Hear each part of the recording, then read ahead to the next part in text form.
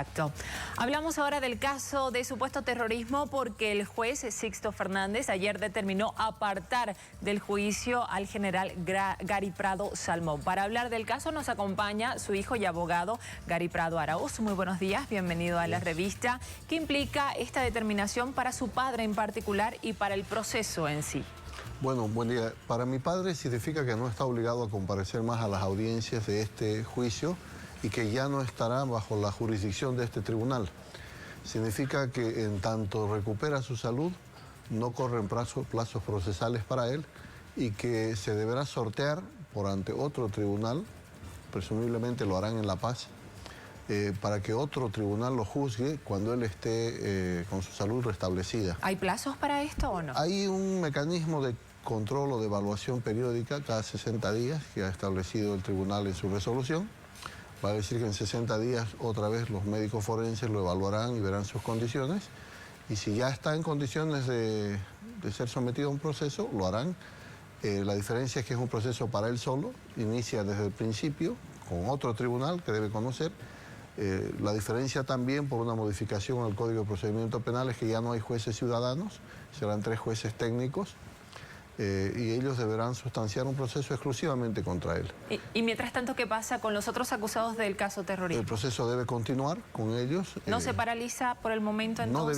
No debiera. Están queriendo enturbiar la situación con una apelación que se ha presentado, pero no corresponde. O sea, el proceso debe seguir adelante, ¿no es verdad? Porque esta es una separación que, si bien tiene derecho a ser apelada, como toda resolución judicial, no debiera paralizar el juicio, porque la resolución de esta apelación debe hacerse en sentencia. ¿Bajo qué argumento apela el Ministerio Público? ¿No fueron contundentes los informes periciales de los forenses?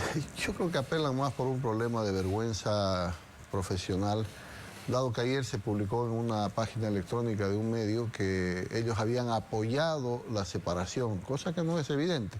Ellos no se opusieron a que se los separe y dejaron en manos del tribunal la resolución de nuestro petitorio de separación.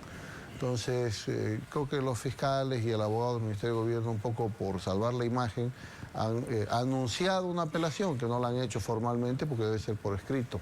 Entonces, de todas maneras, hoy hemos sido citados nuevamente a audiencia, vamos a resolver, probablemente que el tribunal va a resolver esta situación, este intríngulis que se ha planteado, pero lo evidente es que ya mi padre no tiene obligación de concurrir. Tampoco podía por la condición de salud en la que está, no estaba concurriendo, pero no se estaba desarrollando el juicio tampoco. El informe de los forenses que ustedes pusieron como familia y de los forenses del IDIF que fueron convocados por el Ministerio Público, ¿coincidía plenamente? Coincidían en el estado de salud, coincidían en lo que se llama el diagnóstico, coincidían en el tratamiento adecuado, coincidían en la recomendación de que mi padre no debe ejercer presión sobre la zona de su cuerpo que está afectada con las lesiones, pero en lo que ya divergían era en que el forense que nosotros presentamos decía que no era conveniente llevarlo a las audiencias porque esas heridas se podían agravar por la manipulación, mientras que el informe del IDIF decía que sí podía acudir a audiencias. Ahí se contradecía, porque si la recomendación es no hacer presión, ¿cómo es que va a acudir a las audiencias si solo puede acudir sentado? Solo puede subir sentado al segundo piso del Palacio, y aunque le pongan una camilla ya significaba una manipulación que pone en riesgo la cicatrización de las heridas. Entonces, creo que como siempre alguien les obliga a los forenses a escribir medias verdades o medias mentiras en sus informes, y al final hemos tenido casi un año a mi padre padeciendo lesiones abiertas y asistiendo a juicio por informes mentirosos de los médicos forenses. ¿Cómo recibe la familia esta noticia? ¿La toman como una pequeña victoria? Sí, digamos que se ha logrado que se haga algo de justicia. Cuando uno está sometido a la acción de un tribunal, a la jurisdicción de un tribunal, lo que busca es que sea justo. Lamentablemente no encontrábamos esa justicia desde hace casi un año. En agosto del año pasado fue el primer episodio de crisis por estas lesiones que tiene mi padre. Y ha sido un constante peregrinar y poner en riesgo la salud y la vida de mi padre, solicitando al tribunal que atienda correctamente nuestro pedido. Y no había forma. Creo que la crisis última, en plena audiencia, la semana antepasada, el pedido de amnistía que le salió de donde menos se imaginaba uno, de Jorge Justiniano y de Chato Peredo, las voces de otros integrantes del MAS, más la cobertura que ustedes los periodistas le dieron a esta situación, pusieron al gobierno en una situación incómoda, de decir, no presionemos sobre el tribunal, dejémoslo que separen a Gary Prado, pero no demos la amnistía, que era el pedido más grande, digamos, ¿verdad?